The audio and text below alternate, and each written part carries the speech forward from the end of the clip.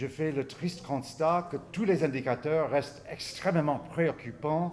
Le premier et le plus inquiétant, celui de l'insécurité. Malgré un embargo international, les armes et munitions continuent d'être acheminées illégalement dans les pays, permettant aux gangs de mener des attaques de grande ampleur et d'étendre leur contrôle et leur influence sur de nouveaux territoires. Lors de ma visite dans le sud, au Caille et à Jérémie, j'ai pu constater que des zones encore non affectées par la violence des gangs subissent leur impact direct avec une inflation galopante, manque de produits de première nécessité et des flux de déplacés internes qui accroissent encore la vulnérabilité des populations, en particulier celle des enfants et des femmes.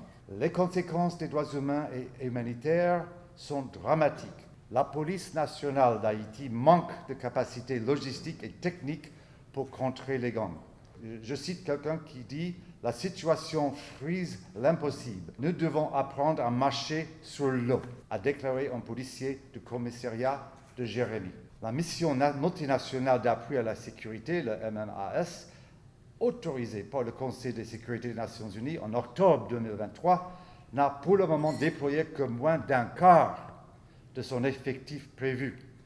Le matériel reçu est inadapté et les ressources sont insuffisantes. En attendant, la population continue de souffrir de la violation de tous ses droits humains. Les violences sexuelles utilisées comme armes par des gangs pour contrôler la population ont drastiquement augmenté ces derniers mois. Les gangs se livrent de manière croissante à la traite des enfants, au recrutement forcé et les utilisent souvent pour mener les attaques contre les institutions publiques et les opérations de police. Les jeunes perdent l'espoir d'un avenir meilleur. Au cours de ma visite, j'ai rencontré des jeunes Haïtiens, anciens membres de gangs, qui m'ont dit d'avoir l'impression d'être pris en otage. Je salue les efforts du Premier ministre pour faire de la lutte contre la corruption une priorité. La corruption ronge le système à tous les niveaux de la chaîne hiérarchique et dans tous les secteurs, au premier rang desquels la justice. Les moyens existent, mais ils sont souvent mal utilisés, ce qui est favorisé par une impunité quasi totale.